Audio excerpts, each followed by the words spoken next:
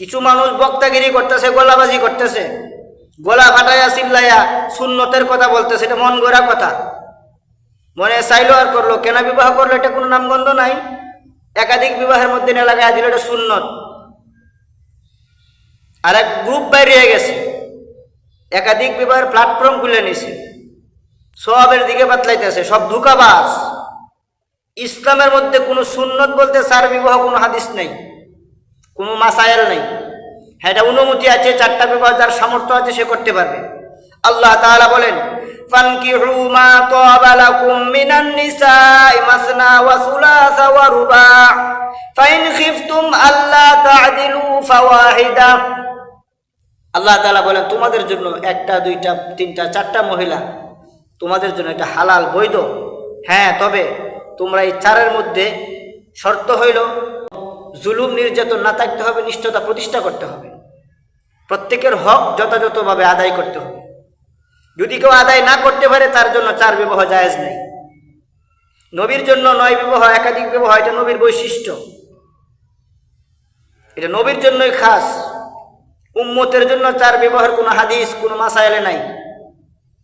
সুন্নতের কোনো হাদিস নাই। হালালের হাদিস আছে, দলিল আছে, কোরআনের আয়াত আছে।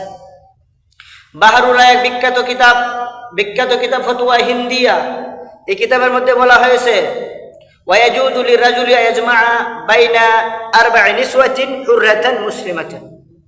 পুরুষের জন্য জায়েজ আছে 4টা মহিলাকে একসাথে রাখবে, যারা যে মহিলারা থাকবে স্বাধীন মুসলিম, এই ধরনের 4 মহিলাকে পুরুষের জন্য রাখা জায়েজ। এটা কোন কিতাব? ফতোয়া হিন্দিয়ার বক্তব্য। আল বাহরুর রায়াক একটা গ্রন্থ আছে, বিশাল গ্রন্থ, ফতোয়ার গ্রন্থ। এখানে বলা হয়েছে, আত-তাআদ্দুদু ফি যাওজাত মুবাহুন লা সুন্নাতা ওয়ালা মানদুবা। এই বাহরুর রায়াক কিতাবের মধ্যে বলা হয়েছে একাধিক বিবাহ করাটা এটা কেবল হালাল একটা কাজ, এটা সুন্নতও না, মুস্তাহাবও না। বিখ্যাত তাফসিরের কিতাব তাফসিরে কাসানি, ইমাম জাফর সাদেক থেকে বর্ণিত আছে।